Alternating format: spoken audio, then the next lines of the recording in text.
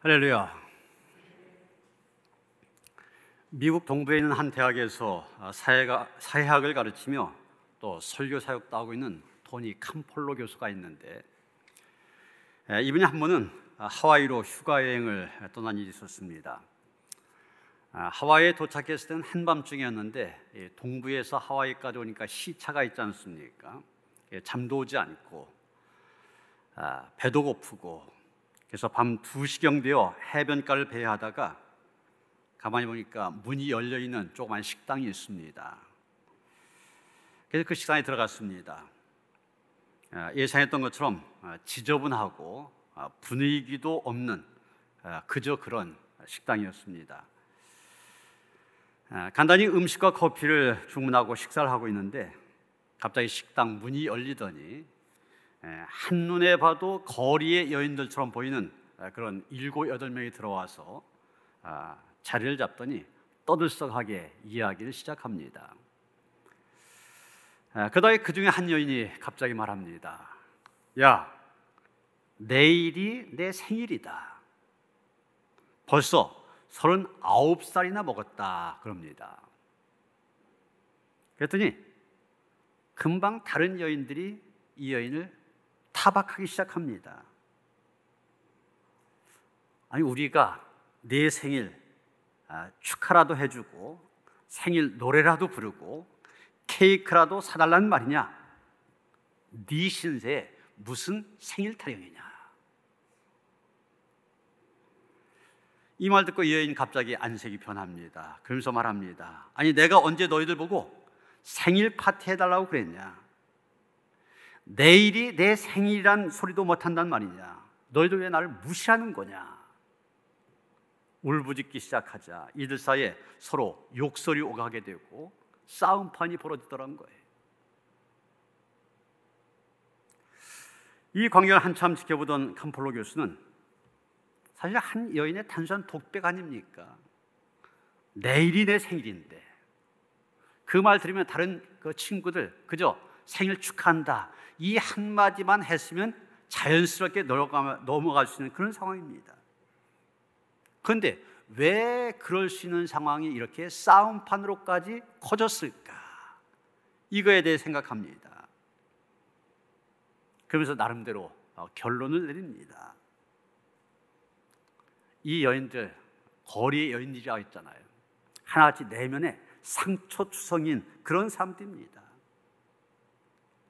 마음의 상처가 크다 보니까 생일 축하한다 이 한마디를 못하는 거예요. 그 한마디를 못할 정도로 마음이 닫혀 있었던 겁니다. 그러다 보니까 별거 아닌 일이 큰 싸움판으로 번진 것입니다. 여러분, 닫힌 마음이라고 하는 것은 이렇게 인생을 비극적으로 만듭니다. 오늘 우리는 본문 가운데서 이렇게 닫힌 마음으로 불행하게 살아가던 한 사람을 보게 됩니다. 32절에 보면 이 사람을 가리켜서 귀먹고 말 더듬는 자다 이렇게 표현하고 있습니다. 이 사람 듣지 못한 청각장애, 제대로 말을 못한 언어장애라고 하는 그런 문제를 갖고 힘들게 살아가고 있었습니다. 그런데 듣지 못한 귀와 말할 수 없는 입, 이거보다 더 큰 문제는 무엇입니까? 그 언어장애, 청각장애가 이 사람의 마음문까지 닫게 만들었다고 하는 것입니다. 듣지 못하고 제대로 말하지 못한 것도 비극이지만 더 큰 비극은 그것으로 인하여서 마음문을 꽉 닫고서 살아간다고 하는 것입니다. 듣지도 못하고 말하지도 못합니다. 그러다 보니까 다른 사람들이 자기를 쳐다보기만 해도 저 사람들이 자기를 흉보는 것 같습니다. 그러니까 아예 마음을 닫아버린 채 살아온 것, 이게 바로 이 사람의 이제까지의 삶이었습니다. 사람이 마음의 문을 닫고 살면 그것보다 불행한 건 없습니다. 이웃끼리 전혀 교류가 되어지지 않고 사람을 사랑할 수도 없고 사랑받을 수도 없습니다. 마음을 닫고 살면 하나님과의 영적인 교제도 제대로 나눌 수 없게 됩니다. 이게 예수님 시대 이 사람만의 이야기입니까? 오늘도 많은 사람들이 자기의 마음을 굳게 닫아놓고 자기만의 성 안에 갇혀서 살아가고 있습니다. 누구를 도우려고도 하지 않고 누구로부터 도움을 받으려고도 하지 않습니다. 다른 사람 간섭한 것도 싫고 다른 사람이 자기의 영역에 들어와서 간섭한 것도 싫어합니다. 그런 자폐증 환자라고 있는데 자폐증 환자가 그렇지 않습니까? 국어사전에 보면 자폐증을 이렇게 설명하고 있습니다. 정신병의 하나, 주위에 대한 관심이 없어지고 말을 하지 않으며 자기 세계에 틀어박히는 병, 이렇게 말하고 있습니다. 마음을 꽉 닫아놓고 완전히 외부와 단절되어 살아갑니다. 이런 사람들 자폐증 환자라고 그러는데, 그런데 여러분, 자폐증을 앓고 살아가는 인생만 있습니까? 자폐증이 있는 가정도 있습니다. 자폐증이 있는 교회도 있습니다. 여러분, 같은 집에 사는 가족들, 아무리 그 가정이 부유하고 또 배운 학식이 뛰어나다 할지라도 식구들끼리 마음문을 꽉 닫아놓고 남처럼 살아간다, 그것만큼 불행한 가정은 없습니다. 그만큼 힘들게 살아가는 가정 없습니다. 이런 이 교회라고 하는 공동체도 마찬가지입니다. 교회도 그런 교회가 있을 수가 있어요. 이런 교회라는 곳이 어떤 곳이 돼야 됩니까? 교회에 왔다면 서로가 마음을 활짝 열고 서로 사랑하고 교제하면서 가족 이상으로 마음이 통한 그런 공동체, 그런 공동체가 되어야만 행복한 신앙 공동체라 말할 수가 있습니다. 왔다면 또 오고 싶은 교회, 헤어지면 언제 또 만날까 기대가 되는 성도들, 주일이 되어서 교회에 가려고 하면 마음이 설레이는 그런 교회, 그런 교회가 진짜 교회예요. 그런데 우리 한국교회 어떻습니까? 우리 한국교회가 130년의 역사 속에서 크게 성장하였습니다. 세계교회가 바라볼 때 기적적인 성장을 이루었다. 1,000만 명이 기독교인이고 인구 4분의 1이 기독교인이고 크게 성장했습니다. 그런데 덩치는 그만큼 커졌지만 문제는 사회적인 영향력이 아주 미미하다고 하는 것입니다. 여러분, 코로나19 벌써 1년 8개월 계속되어지면서 우리가 절실히 느꼈지 않습니까? 지금 교회가 세상을 염려하는 것이 아니라 세상이 교회를 걱정스러운 눈빛으로 바라보고 있습니다. 또 교회에서 확진자 나오지 않을까? 집단 감염은 이루어지지 않을까? 한국교회의 취약성을 꼬집는 말 가운데 신앙은 있으나 신앙생활은 없다, 이런 말이 있습니다. 무슨 얘기입니까? 이 교회 안에서의 생활과 교회 바깥에서의 생활이 너무 다르다는 것입니다. 우리가 이 교회 안에서 드린 예배는 우리의 삶 속에서 예수님의 향기로 드러나야 되는데 그게 드러나지 않는다는 것입니다. 교회에서는 사랑 사랑 외칩니다. 그러나 바깥에서 나가서는 세상의 가치관, 세상의 방법 똑바로 따릅니다. 세상 사람들과 전혀 구별되지 않는 삶을 살아가고 있습니다. 여러분, 이 교회가 어떤 것입니까? 하나님께서 세상을 구원하시기 위하여 자기 아들의 핏값을 지불하고 세우신 교회입니다. 이런 교회, 암울한 세상에 예수 그리스도의 소망의 빛을 비추는 곳이 되어야만 됩니다. 슬픈 소식, 나쁜 소식, 절망적인 소식이 가득한 그런 세상에 복음, 기쁜 소식을 전하는 곳입니다. 그런데 우리의 이 입술에 기쁜 소식이 담겨있지 않습니다.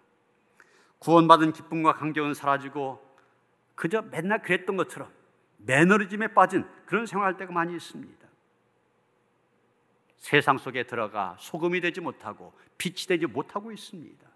그래서 교회 안에만 갇혀서 교회 안에서만 우리만 잘 먹고 잘 살자는 교회, 자폐증에 걸려있다, 이렇게 진단할 수 있을 것입니다. 여러분, 교회는 끊임없이 세상과 소통해야 됩니다. 중세 수도원처럼 아니면 절처럼 세상과 단절되어 벽을 쌓고 있으면 그런 교회 더 이상 교회가 아닙니다. 사회적 약자에 대한 관심과 잃어버린 영혼들을 향한 사랑의 열정을 잃어버린다면 교회는 자폐증에 걸려있는 것과 똑같습니다. 세상의 소통을 거부하고 교회 안에서의 소모적인 일에 시달리고 있다면 자폐증 환자와 다를 바가 없는 것입니다. 이제 다시 또 본문으로 돌아가오면은 다행스럽게 또 다친 마음으로 살아가던 이 사람 예수님을 만나게 됩니다. 그리고 그 예수가 베푸는 사랑의 기적을 체험하고 마침내 그의 인생, 다친 인생에서 에바다의 인생, 열린 인생으로 변화가 되어집니다. 사실 우리 사회에 많은 발전을 가져왔죠. 여러 면에서 열린 사회가 되어졌다, 그렇게 얘기합니다. 그러나 아직도 이 열린 사회 한 구석에서는 마음을 열지 못하고 이웃과 소통하지 못하고 외롭고 답답한 인생을 살아가는 다친 마음, 다친 인생들이 많이 있습니다. 오늘 말씀을 통하여 어떻게 이 다친 마음의 인생들이 에바다의 인생, 열린 인생으로 변화될 수 있을까? 오늘 말씀을 통하여 그 길을 함께 찾아보고자 하는 것입니다. 오늘 본문의 말씀을 다시 한번 정리해보면 예수께서 이방지역, 두로와 시돈 지역 사역을 마치시고 갈릴리 호숫가로 돌아오셨습니다. 이때 사람들이 귀먹고 말 더듬는 자, 요즘 말로 하면 청각장애에다가 언어장애를 가진 한 사람을 예수님께 데리고 옵니다. 들어와서 예수님께서 안수해 주시기를 청한 것입니다. 이미 예수께서 많은 불치병 환자들 고쳐주셨고 또 여러 장애인들 고쳐주셨기 때문에 이 사람들도 예수님께 안수하여 고쳐달라, 그렇게 부탁을 한 것입니다. 그런데 오늘 말씀을 보면 예수께서 그들의 부탁 그대로 하지 않으신 것을 보게 됩니다. 그들은 안수하여 고쳐달라고 했는데 그렇게 그대로 하지 아니하시고 주님의 방법대로 이 사람을 고치신 것을 보게 됩니다. 여러분, 주님께서 이 사람을 고치신 방법이 무엇입니까? 가만히 보면 그 방법 자체가 이 사람에게는 특별한 은혜요, 사랑의 배려였던 것을 보게 됩니다. 33절 말씀을 보면 먼저 그 사람을 따로 데리고 무리를 떠나사 이렇게 말하고 있습니다. 지금 예수님, 이 청각, 언어 장애를 가진 사람들이 없는 곳으로 데려가셨다고 얘기합니다. 다시 말하면 비밀리에 이 사람을 고쳐주셨다는 얘기입니다. 그래서 우리는 의아한 마음을 갖게 됩니다. 예수님이 왜 그러셨을까? 예수님이 많은 사람들이 보는 가운데 이 사람을 고쳐주셨다면 예수님 더 큰 인기를 얻게 될 거 아닙니까? 메시아로서의 사역을 펼치는데도 많은 도움이 되었을 것입니다. 그런데 예수님 그렇게 하지 아니하시고 아무도 모르게 이 사람을 고쳐주셨습니다. 우리가 취직할 때 아마 예수님은 이 장애인을 자기에게 데리고 온 그 사람들 어떤 의도를 가졌는지 아셨던 것으로 보여집니다. 이 사람들이 이 장애인을 예수님께 데려온 것, 정말 이 사람을 사랑해서 이 사람을 고쳐주기 위해서가 아니었던 것으로 예수님은 아셨던 것입니다. 정말 사랑의 마음으로 고쳐달라 이게 아니라 예수께서 이 사람을 어떻게 고치신가 보려고 했던 것으로 보여집니다. 그리고 그 일로 인하여서 정말 저 예수라고 하는 분이 메시아인지 아닌지 알아보려고 했던 것으로 보여집니다. 다시 하면 이 장애인, 이들에게 있어서는 한 사람이 아닙니다. 하나의 도구에 불과합니다. 자기들의 호기심을 만족시켜주기 위한 도구요, 수단에 불과했던 것입니다. 그러나 예수께서는 이 장애인, 그 사람 자체를 생각하셨습니다. 이 사람을 고쳐주는 것으로 인하여서 자기가 유명해진 것 원하지 않으셨습니다. 그 일로 인하여서 사람들의 호기심 만족시켜준 것, 그것도 원하지 않으셨습니다. 오직 이 장애인, 지금 듣지 못하고 말하지 못한 그 고통만을 생각하셨습니다. 이 사람을 고치셔서 귀가 열리고 입이 열려서 말하게 된 것, 그것만을 생각하셨던 것입니다. 예수님은 항상 사람이 먼저였습니다. 유명한 철학자이면서 유태인 신학자인 마틴 부버라고 있습니다. 나와 너라고 한 책을 써서 유명한 그런 분인데, 이분이 한 번 그런 고백을 하였습니다. 한 번 아주 중요한 강연이 있어서 그 강연에 대한 원고를 쓰고 있었습니다. 그런데 한 청년이 찾아와 잠시 이야기를 나눌 수 없느냐고 그렇게 그럽니다. 그래서 내가 지금 중요한 강연이 있어서 원고를 쓰느라고 잠시도 시간을 낼 수 없다, 그러면서 그 청년을 돌려보냈습니다. 그런데 이 청년 그날 밤 자살하고 말았습니다. 일이 부부에게 큰 충격을 주었습니다. 그리고 후회하게 만들었습니다. 중요한 강연이기 때문에 내 그 원고를 써야 된다고 한 그 일 때문에 청년의 마음을 헤아리지 못했던 것, 두고두고 후회하였습니다.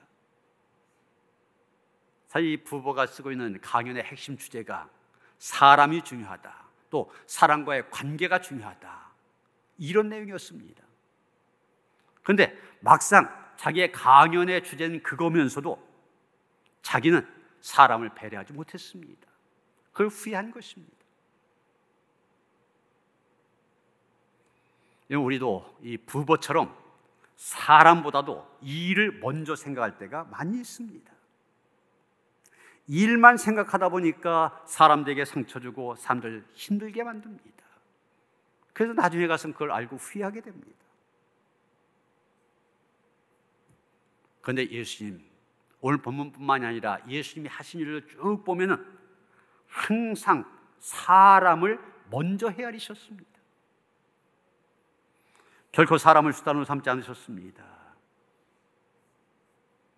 우리가 예수님처럼 사람을 먼저 생각할 수 있어야만 됩니다. 그리고 예수님처럼 사람을 이용하려고 하지 말고 어떻게 저 사람을 위할 수 있을까, 이것을 먼저 생각해야만 되는 것입니다. 그리고 이어서 예수님 하신 일이 무엇입니까? 손가락을 그의 양 귀에 놓고 침을 뱉어 그의 혀에 손을 대시며 이렇게 말하고 있습니다.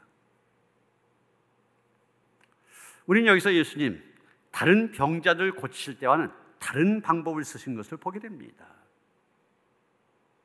여러분, 우리가 성경을 보면 예수님께서 많은 환자들 고쳐주신 것을 보게 되는데 그 고쳐주신 방법이 다양합니다. 어떤 사람에게는 부드러운 말씀으로 내가 병에서 놓여놨느니라, 이 말씀하시면서 고쳐주시기도 하셨고, 때론 병자를 만나보지도 않으시고 말씀 한마디로 고쳐주시기도 하셨습니다. 귀신 들린 사람을 향하여서는 귀신아 그 사람에게 썩 나오라, 호통을 치시며 고치기도 하셨습니다. 어떤 사람 친히 만져주심으로 고쳐주시기도 하셨고, 기름을 발라 고쳐주신 경우도 있었으며 안수하심으로 고쳐주신 경우도 있었습니다. 이렇게 다양한 방법으로 고치셨는데 어떤 경우는 아주 특이한 행동을 하시면서 고쳐주신 그런 경우도 있었습니다. 오늘 이 청각 또 언어 장애를 가진 이 사람을 고쳐주시는 방법이 바로 그런 방법입니다. 어떻게 하셨습니까? 우선 손가락을 이 사람 양쪽 귀에 넣으셨습니다. 귀를 열어서 듣게 해주시는 겁니다. 그리고 손에 침을 뱉어서 묻히신 다음에 이 사람의 혀에 대셨다고 그랬어요.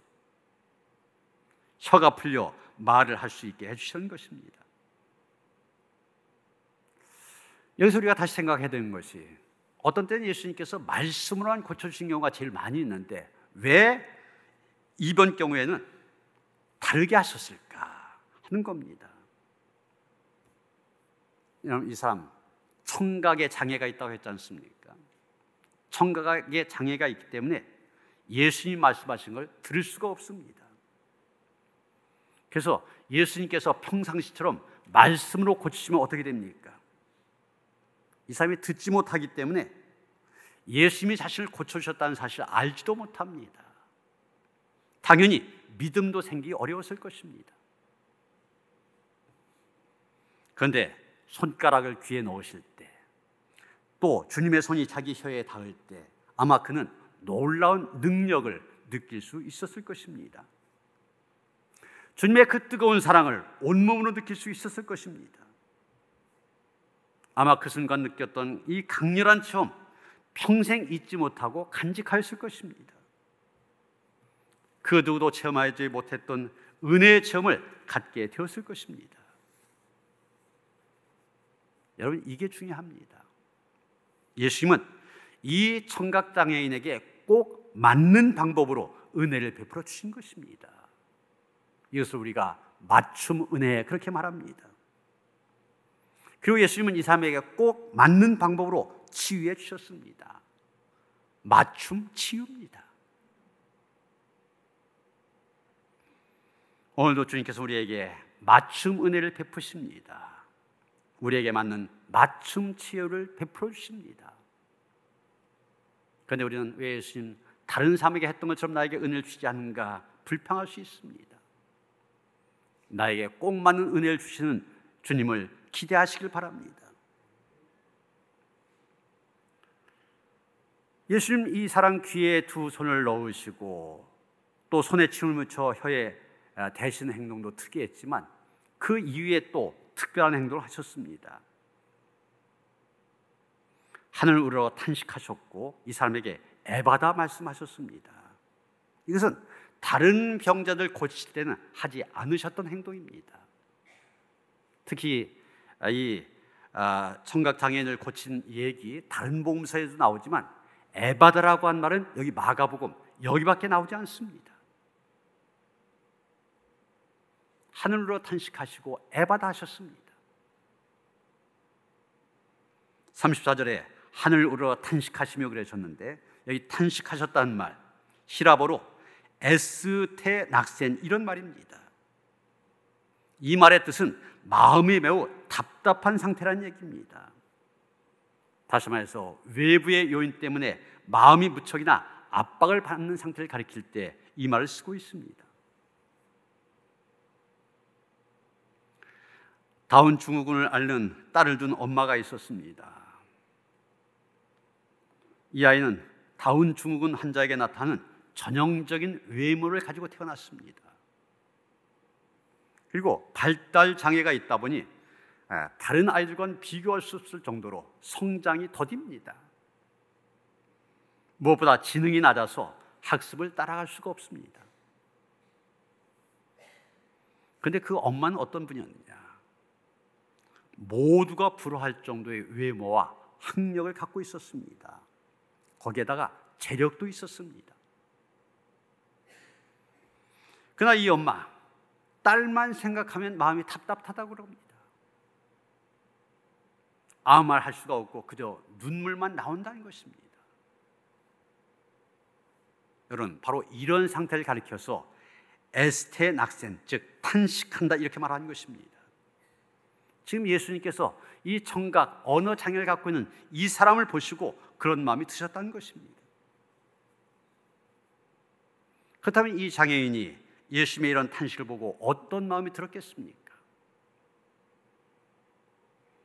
마음을 열어준 101가지 이야기, 이게 상권에 보면 이런 이야기가 나오고 있습니다. 7살짜리 아이가 남을 가장 잘 생각할 줄 아는 아이, 여기에 뽑혔습니다. 남을 가장 잘 생각할 줄 아는 아이, 7살인데 이 아이 옆집에는 최근 아내를 잃은 나이 많은 할아버지가 살고 있었습니다. 이 할아버지가 우는 것을 보고 이 아이는 할아버지가 사는 집 마당으로 걸어가서 노인의 무릎 위에 앉았습니다. 엄마가 나중에 아이에게 묻습니다. 할아버지에게 어떤 위로의 말을 해줬니? 그러니까 아이는 이렇게 말합니다. 아무 말도 하지 않았어요. 다만 그 할아버지가 우는 걸 도와드렸어요. 이 아이는 슬퍼 울고 있는 할아버지 무릎에 앉아서 그저 손을 잡고 함께 슬퍼했을 뿐입니다. 그런데 이것이 이 노인 할아버지에게는 더할 수 없는 위로가 되어졌던 것입니다. 지금 예수님께서 이 장애인을 보시고 귀에 손가락을 넣고 손에 침을 바른 후 혀에 대시면서 그런 탄식을 하셨습니다. 마치 함께 슬퍼하는 이 아이의 마음이 전해져서 울고 있는 할아버지 큰 위로를 받은 것처럼 예수님의 이 탄식이 이 사람의 마음에 전해져서 큰 위로와 격려가 전해졌을 것입니다. 여러분, 오늘의 우리도 마찬가지입니다. 우리가 울면서 주님 앞에 나갈 때 주님께서 탄식하시며 우리를 만나주십니다. 우리가 눈물 흘리며 주님께 기도드릴 때 주님께서 탄식하시며 우리의 기도를 들으십니다. 우리가 우리 힘으로 해결할 수 없는 힘들고 어려운 문제를 짊어지고 주님 앞으로 나아갈 때 주님께서 탄식하시며 우리의 짐을 대신 져주십니다. 그래서 우리가 그 주님 앞에 나아갈 때 말할 수 없는 위로를 받게 되는 것입니다. 이제 예수께서 결정적으로 말씀하십니다. 에바다. 이 말 언어 그대로 의미는 완전히 열리다, 다른 말로 해서 활짝 열리다, 이런 뜻입니다.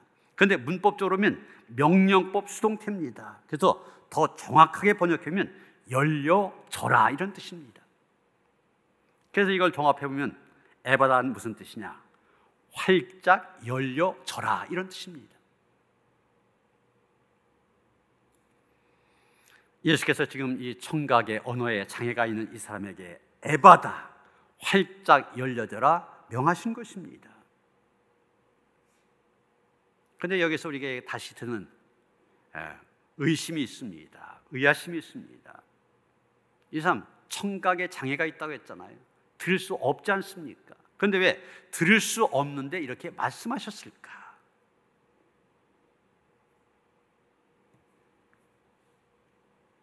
그렇습니다.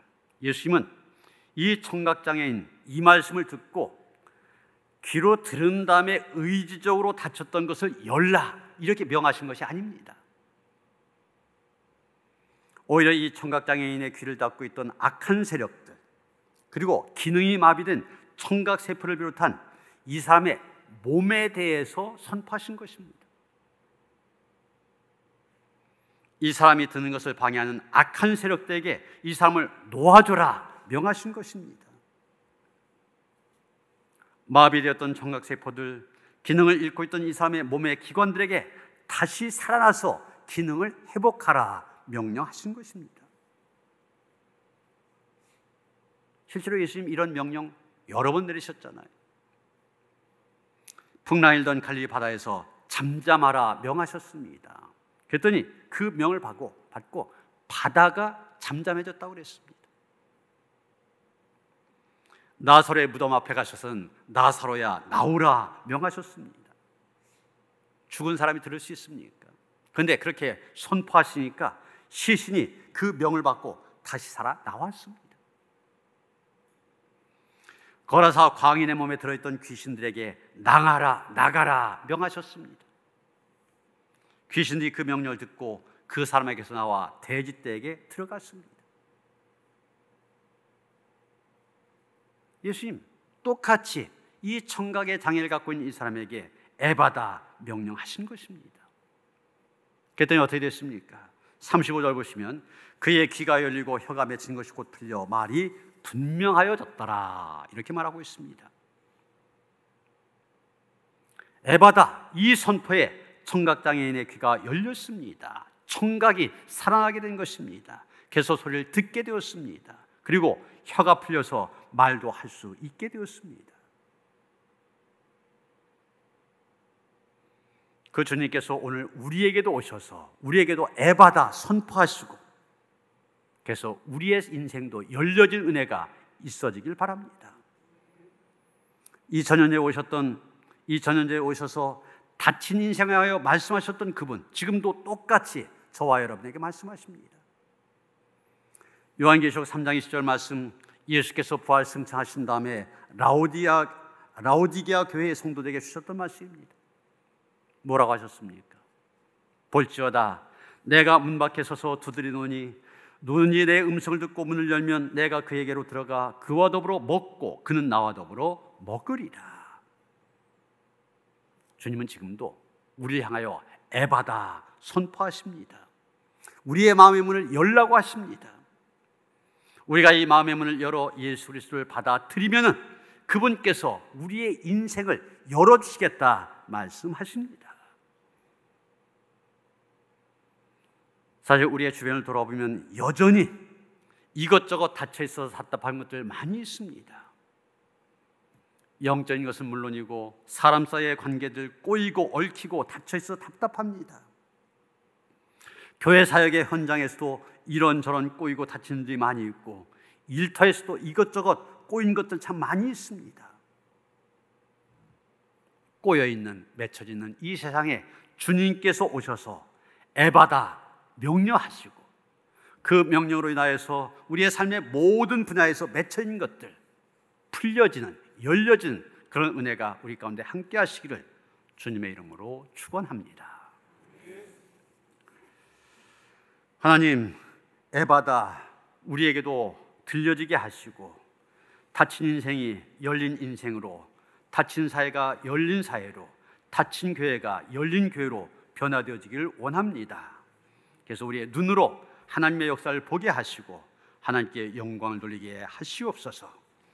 예수 그리스도 이름 받들어 기도하여 싸움나이다. 아멘.